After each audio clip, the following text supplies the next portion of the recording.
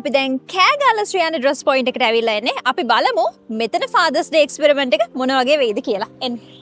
කෑගාල Sriyani ඩ්‍රස් point එකේදී අපිට මෙන්න මේ තාත්තවයි දුවවයි හම්බුණා.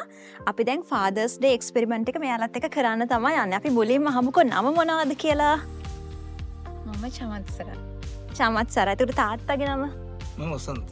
හරි. අපි දැන් යන්නේ තාත්තා ගැන දුවගෙන් විස්තර අහන්න. මුලින්ම කියන්නකෝ තාත්තගේ බර්ත්ඩේ කවද්ද කියලා? 1973 ජුලි 10. තාත්තා හරිද? හරි. ඊට පස්සේ කියන්නකෝ බලන්න තාත්තාගේ කැමතිම ඇක්ටර් කවුද කියලා. නළුවා? ලංකාවේ නම් රංජන. රංජන් රවනායක. හරිද? හරි. හරි. එතකොට තව ප්‍රශ්න ටිකක් තියෙනවා. ගොඩක් වෙලාවට ෆ්‍රී ටයිම් එකේ මොනවද තාත්තා කරන්න කැමති? ගොඩක් කලාවට ටීවී බලන්න. හරිද තාත්තා? හරි. මේ දුව හොඳට දන්නා වගේ. කලින් මොන හරි කතා වුණාද දන්නේ නැහැ. අපිට කියන්නකෝ එනම් කැමතිම ටෙලිඩ්‍රාම එක මොකක්ද කියලා? පාටිකල. හරිද? හරි. ඒකත් හරි. හරියටම හරි. ඔක්කොම හරි.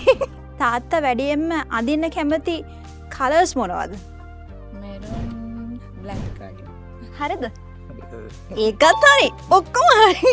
ඔක්කොටම හරි දාගෙන යන්න තියෙන්නේ. දැන් ෆාදර්ස් ඩේ එක වෙනුවෙන් මොකද්ද ඔයාලට කියන්න තියෙන්නේ? තාත්තලා දිනේ කියලා විශේෂයක් නැහැ. හැමදාම තාත්තට ආදරේ. හරි.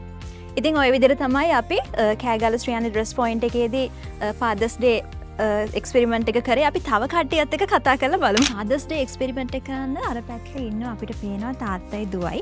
එයාලත් එක්කත් අපි ගිහින් කතා කරලා අපේ ක්වෙස්චන්ස් ටික අහමු. එන්න. හරි. දැන් ෆාදර්ස් ඩේ එක්ස්පෙරිමන්ට් එකට රෙඩි වෙලා ඉන්න. අපි මුලින්ම අහමු නම මොකක්ද කියලා. දුවගේ නම මොකක්ද? නයින්සා තිසෙනි චන්ද්‍රසේන. තාත්තගේ? LATS චන්ද්‍රසේන. එතකොට අපිට කියන්නකෝ තාත්තගේ ඉස්කෝලේ මොකක්ද කියලා? SMC. එකත් හරි. අපි දැන් අහමු තාත්තගේ පළවෙනි ජොබ් එක මොකක්ද කියලා. අප්පච්චි නේවි එකේ සෝල්ජර් කෙනෙක් වගේ හිටියේ. අවුරුදු 22ක් ඉඳන් රිටයර් වෙලා ඉන්නේ. දැන් රිටයර් වෙලා ඉන්නේ. කලින් නේවි එකේ තමයි වර්ක් කරලා තිබ්බේ. හරි. තාත්තට මොන හරි ගන්නවා නම් තාත්තගේ කොලර් සයිස් එක දන්නවද? ෂර්ට් සයිස් එක? නෑ. තාත්තගේ කොලර් සයිස් එක දන්නේ නැහැලු. ඉතින් shopping යන අඩුවේ අම්මත් එක්ක ඇවිල්ලා තමයි අඳුම අරන් යන්නේ. මේ ආපුවම ඉතින් අපේව නේ වැඩියට බැලවිල්ල මේ කට්ටිය කියන්නේ බැලවිල්ල මේ ආපුවම දැන් ඊයේ මේ බොටල් එක දැකලා යාළුවෙක් එක්ක ඇවිල්ලා දැන් අද ඉන්න දුන්නේ දැන් ඒකටම එහා ටවුන් එකට බොටල් අරන් දෙන්න. බොටල් එක ගන්නම තමයි ශ්‍රියානියකට ඇවිල්ලා තියෙන්නේ. තාත්තව එක් කරගෙන ගෙදර හිටපු තාත්තව එක් කරගෙන බොටල් එක ගන්න තමයි ශ්‍රියානියකට ඇවිල්ලා තියෙන්නේ. තාත්තගේ කොලර් සයිස් එක කොහොම මහගමුනේ. මොන හරි අරන් දෙන්න එහෙම? 16. 16. මතකයිනේ? හරි. තව අපි එක ප්‍රශ්නයක් අහනවා.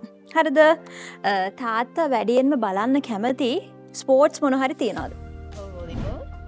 වොලිබෝල්. ඇත්තද? වොලිබෝල් ෆුට්බෝල් තමයි අසම්ට ක්‍රීඩාව වොලිබෝල් ගන්නවා.